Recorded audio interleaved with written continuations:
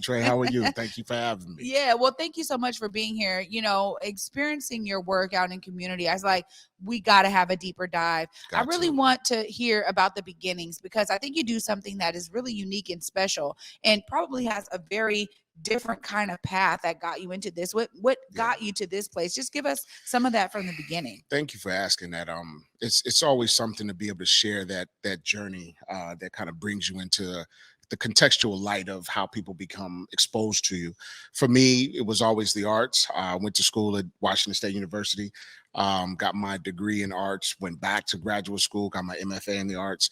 I'm also a professor, and so the heart of my career is being an educator. In studio pedagogy, I teach painting courses, drawing courses, art history courses, modern art courses, African American art study courses. So I really kind of steeped my career in being an educator. What got me there at WSU, white school, I was a Black student in the arts. I wanted to be that Black educator for yet the generation of young Black artists who came to white schools. God had a different plan for me, took me to Charlotte, North Carolina, where I was a professor at Johnson C. Smith University. It's HBCU out there in Charlotte, North Carolina. And that kind of got my feet wet in being an educator as well as being an artist. During that time, definitely connected and networked with Southeast artists that were from New York all the way down to Mississippi, and being able to just develop the pathway of being a visual artist and being an educator in the arts was pivotal to inspire young artists who were at those institutions. My career continued to grow. I started to touch some of the museum spaces, to being into gallery works. The mentor that I had at the time was B.E. Noel out of New York. In Charlotte, she showed me the ropes and she kind of gave me my first exposure to being inside the gallery space.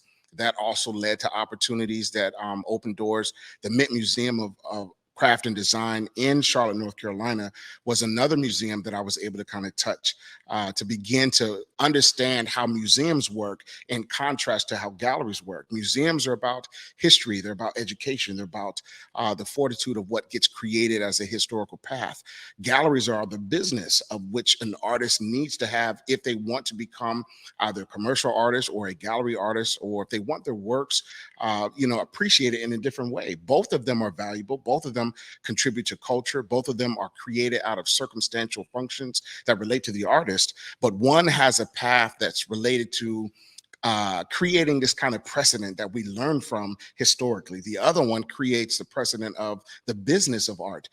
When we see in museums, the artwork has a value. It is many times, sometimes priceless, but that value is kind of the what we learn about, when artists pass away, their art, their estate, and all of the context to what it is that they produce gets pushed away into that space.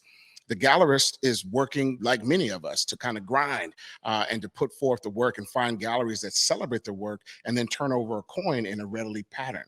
And so with that kind of experience for me, it exposed me to it because I already had that background. I was born in Germany. My father was in the military. I got a chance to see the world from 0 to 15, from Germany to England to Paris to Rome, to be able to see the world exposed me as a young Black boy, not just to how to be creative, because I was very much interested in comic books and superheroes and doing graffiti and hip hop culture, but I also got a chance to expose myself to the Louvre and the Arc de Triomphe and being able to actually see the cathedrals and to recognize that the cultural differences for art is about understanding the pathway of humanity. And it's not that hip hop culture or graffiti work or commercial work is not one extension, but there's also the murals of the world. There's also statues, and there's also the context that's not just Eurocentric, but that are African in their origins, from the construction of buildings and the reality of infrastructures within cities. Those nuances became a part of how I see art. I don't just see it for the appreciation of what it looks like, but I also see beyond the art. And that's kind of what led me to be here and to be able to connect with MoHI and the Northwest African American Museum, the arts and culture here. Art is my bag, and it's about how do I use what is either my purpose, my calling, to kind of influence young minds, my own mind, the mind of my community, so that we can see beyond our experiences through art, but then also with the voice of ourselves, beyond our situations. And so that's kind of what got me here. Wow. I mean, Yeah. it's such a great way to just listen and hear all of those different points Mm. of, context in terms of how you see art now. And I can only imagine too that, I think I experienced it in the exhibit, Mm. You as a professor, this need to educate Mhm. through the art form and understanding that the built environment is its own art form, right? That's right. Architecture, this exhibit that's there right now at Mohi, it's really about really in understanding that very thing, Yeah. that the built environment has its own form of art, and there's so much that goes into creating, Mhm. and building a building,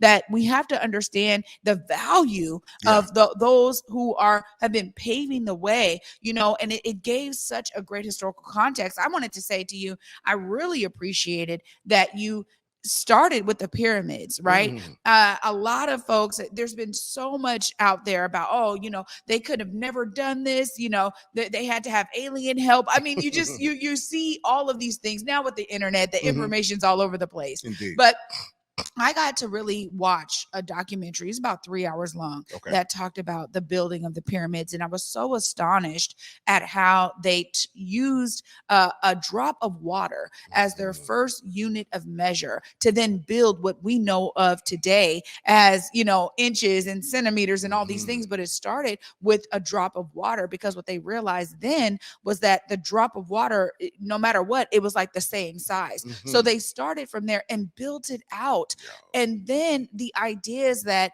they were so smart to understand, in order to build these monstrous structures that were just enormous and there was nothing like it at the time, they needed to start with one unit, right? Mhm. How are they going to build that unit and replicate how they build that unit? And Wow. so it was just a beautiful story to learn, how they created a mold, poured the cement into that mold, moved from one mold to another, had hundreds of folks working on these pyramids, and literally leveled them up one layer at a Mm. time.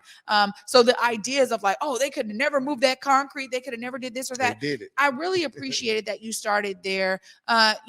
Guide us through your process. As you said, I know it's important to mention the pyramids and start Mhm. there, but it goes through so many different amazing Black architects Yeah. who have really led and added to this entire spectrum of architecture that we see around the world. Tell us some Indeed. of that process. That's a great point of perspective. And not to take any of the kind of origin credit, the Chicago Museum of Science and Innovation or Industry out there in Chicago, they packaged the entirety of the show minus the Seattle experience and the experience within Mohi. And so just as that reference point, but nonetheless, even their thoughts in the process of organizing the content.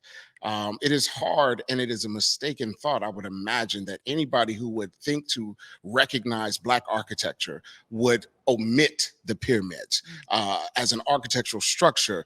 From the pyramids to the ziggurats to the realities of what was created in Mesopotamia, to aqueducts, to agricultural lanes that developed canals, the function of what was harnessed in Africa, from mathematics to the construction of buildings and the reality about how cities were created.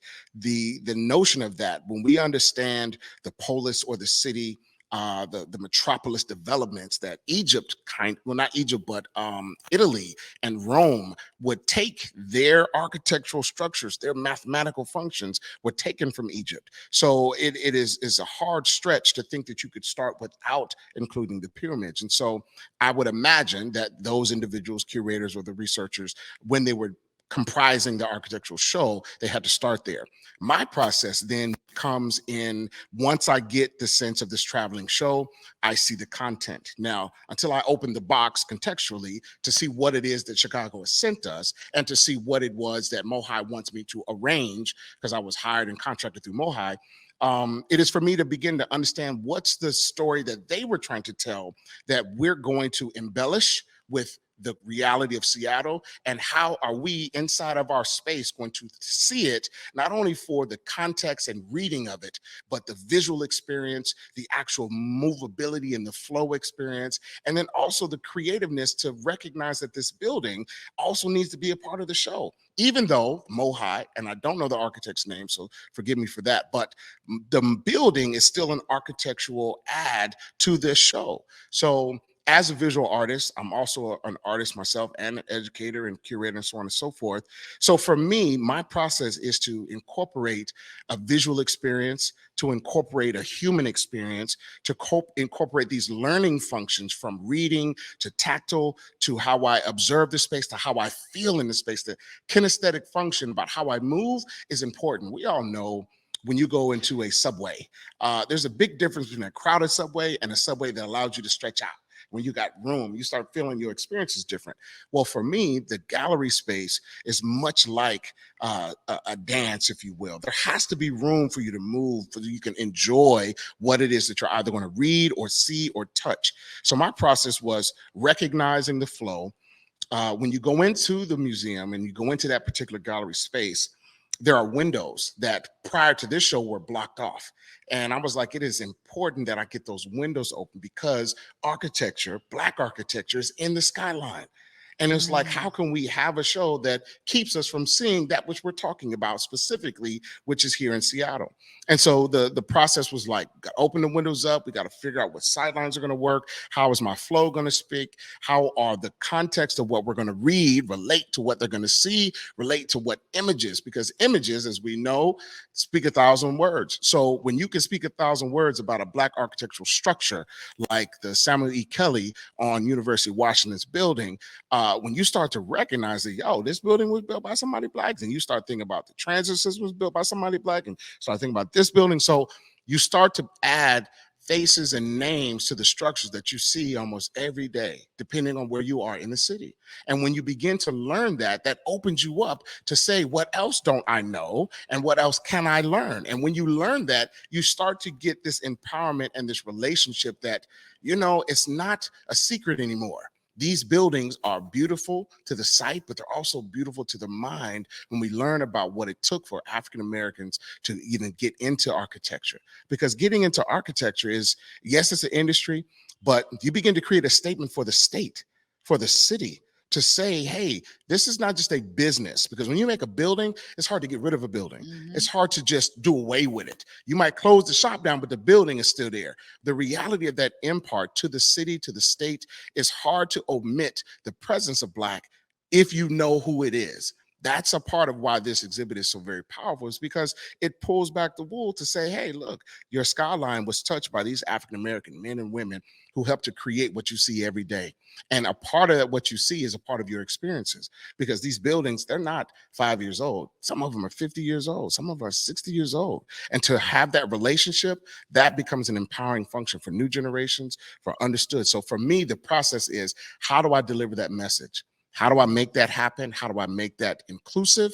At the same time, make it inviting and interesting, so that it's not just like another old work of content that you're going to read about, but actually a life and an energy source that's related to how we see and how we live in the city. Yeah, well, it makes a lot of sense, and I think it's really felt, Mm. right? The intentionality behind the flow, the movement of it. It was great to see that it wasn't just us reading about history. It was Yeah. also, let's look at what a model looks like. Let's be interactive in Yeah. this. Let's build my own house. Let me see this amazing interview with Rico Kinidongo over there. Yeah. Right? Also, I saw a piece from Converge. I love that, because I'm like, what Converge Media is here? As we were talking about, Yeah. again, the built environment and some of these amazing structures that are around us, in the history of those buildings True. as well. So it just it really does flow really well. I mean, when you think about your inspirations, right? Not just for this show, but overall, you bring a lot to the table, obviously. you. And so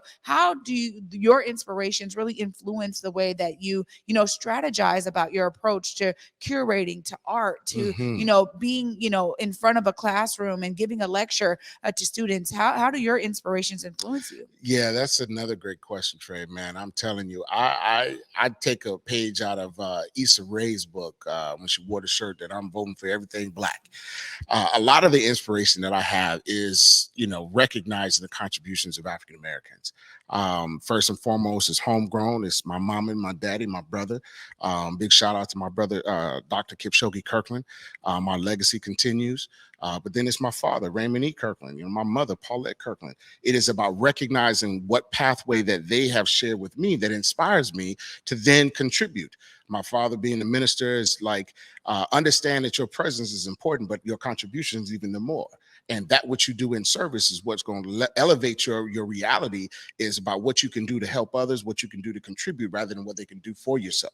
So for me, I'm inspired by being able to serve, being able to tell the stories, not only just of myself to be seen, but to recognize that the big picture is not an individual story. It is a collective story. We were sharing earlier. It is about building that web and that netting of who is in your network. Now, granted, there could be some white folks, it could be some Asian folks, it could be some whatever folks that are part of your story. And it's important that they are also included.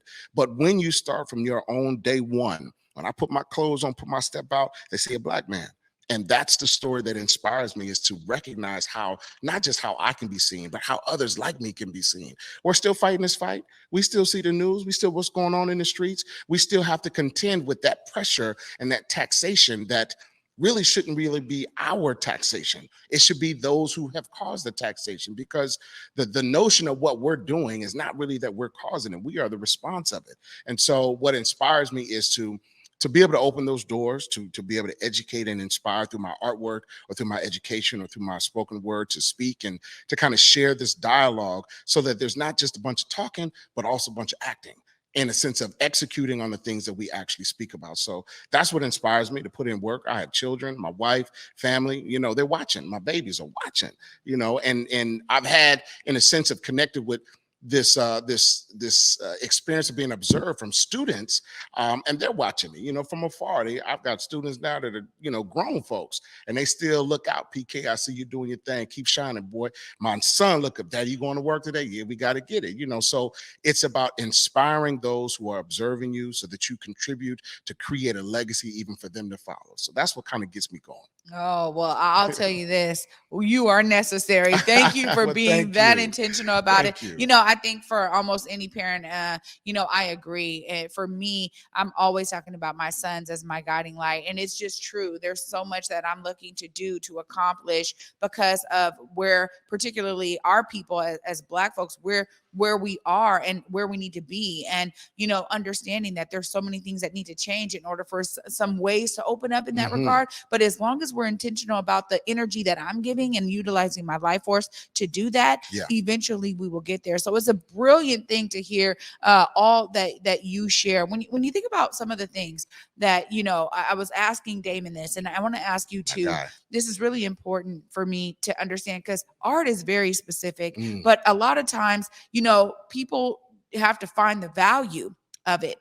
When you're thinking about creating a career for yourself, when you were at Wazoo, with Damon, he shared with us, y'all were there together, doing art, and it was, you're in a white institution, but yet you have this mentality of like, yo, let me connect with this legacy of amazing Black art. When you think about young folks who really need that, what are some of the things you may say to some of your students who find, those roadblocks, or maybe some others who may find those roadblocks? What are some ideas and tips you can give them in that regard? Wow. Definitely shout out to Damon Brown, Creative Lou. That's my guy. We've been in it for a minute, and it is a true joy to know that he has contextually made it, and to be there with him, to know where we have come from those classrooms at WSU. There wasn't a lot of influence, and there wasn't a lot of support for young Black men to see themselves in the future.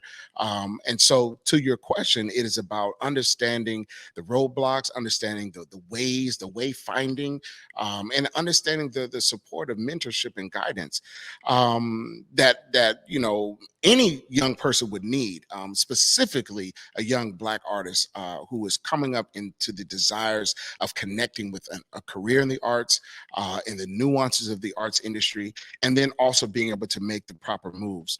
The thought about what to tell them it's really the first of it is just real talk. Like, are you sure? Because it ain't easy. And you may grow and hear the starving artist adage. Artists starve because it's hard to turn a coin, because your career is built on the subjectivity of the person buying. It is a very finicky functionality. And so when you are betwixt between the notion of becoming an artist and doing your own thing and then eating, then that means that your art becomes the extension of somebody else's desires. That means that you have to do what they want. And I'm sure Damon probably spoke about that in his industry, where he does a lot of corporate work and commercial work. That's not really his voice, but he's an expert at doing it. But that's the challenge that many artists have to go. So my route, like Damon, coming out of an educational environment, we both have degrees, if you will, and not to speak about his legacy, but just knowing that we are college degree artists and developing our craft comes at a cost and a choice, because we have to choose, do I want to go into my passion projects, my purpose? If I do, then it makes it a harder hope to actually connect it, because now if I have a family, if I have children, if I have a life or a lifestyle that I want to live, then I got to make it work. Through my career and through the realities, what I would share is, do the work so that you can do the work you want. But be selective about how you move, because once you become conditioned into the things that are asked of you, if you never get to follow your own path, then you're following someone else's path. And that's challenging. So you have to be ready. You have to be certain. You have to be clear that you want to give yourself over to the arts. What you'll usually find is that people go into their own separate industries and then they'll come back to the arts after they have money, which seemingly is smart, because now I have a cushion, I have a safety net. If you don't do that, then you have to be prepared to know that the finickiness of the world is never going to always choose you. So you got to be prepared. All your skills, all your abilities, they're going to be hot one day, and the next day they're not, based on the people that says they're hot. So even though you got it in you, you have to understand that that's a challenge for the visual art industry. It's not the music industry. It's not the film industry. It's not the TV industry, but each industry has its hoops and it has its ups and downs. And for the visual art industry, you have to really be prepared to find your area, find your safeguard, find your net to keep you from starving so that you can work. And if you find that space and you do the work, do the work. You can't talk it and not walk it. You got to work. And if you pull back any artist who's worth their salt, you'll see a lot of blood, sweat, and tears. You'll see a lot of journey through what's in them to produce. And if they are ever on the carpet, if you will, if they ever get called to the seat, best believe they not know overnight happenstance. They've had to work to get there. So what I would share with young artists, do your work, do your homework, be humble to the path, but stay on your path so you know that you can produce. I'll never forget, a cat told me about 30 years ago, he was like, you just scratching the surface. And back in that time, I mean, it seems daunting to know. I thought I was doing work. I thought I was grinding it. Like, young blood, you just scratching. But if you keep digging, you're going to be there. And so that was an encouragement to let me know it's okay to scratch the surface, because that's you're going in your direction. You got to scratch to break the ground. You got to scratch at it. Once you scratch long enough, then you'll get down into the meat of it. Then you get to the fertile soil for things to grow from your actions. But you got to be willing to put in the work. That's the main thing. Put the work in. Wow. Hassan Kirkland, this is such a pleasure. We could probably talk for a whole hour. Indeed. Honestly, I really appreciate you stopping by the day with Yeah. Trae, coming to our Black Media Matters Indeed, studios. I love it. This is really, it's been so inspiring for me to Teach. hear your story. Thank you so much. Of course, Thank you for I having got to me. give you time. If No folks are doubt. looking to connect, if they want to come out, see Yeah. the exhibit at Mohai, look right there in that camera. Let them know how they connect with you. Man, definitely first and foremost, I'm on Instagram. It is gallery_of_1, gallery of one. You can find me. You can see some of the clips and things that I'm involved in. My website is my name, www.Hassan, Hasaan, HassanKirkland.com. That's HassanKirkland.com. You can find what I do. I'm also a professor. I teach at Seattle University and Seattle Central. And I'm also working on my doctorate at University of Washington College of Ed. And you can catch me in those individual areas, either teaching classes or discussing art, or teaching the functions of education and understanding the experience with education and the arts based on arts-based pedagogy and how it liberates the learning and the teaching spaces. And so glad to catch you. Also, please go out and check out the exhibit, From the Ground Up, Black Architects and Designers at MoHi. It opened here just recently, February 4th, and it runs to April 30th. And you can see some of the things that I like to do and the messaging in the story about many times you and your environment. So this one is about Black architects. So come and check it out. But definitely be glad to see you, connect. Love to talk, chop it up with you. All right. Thank you so much, Hassan. Thank this you. has been such a real pleasure. Appreciate you so much. I appreciate it well. Wow.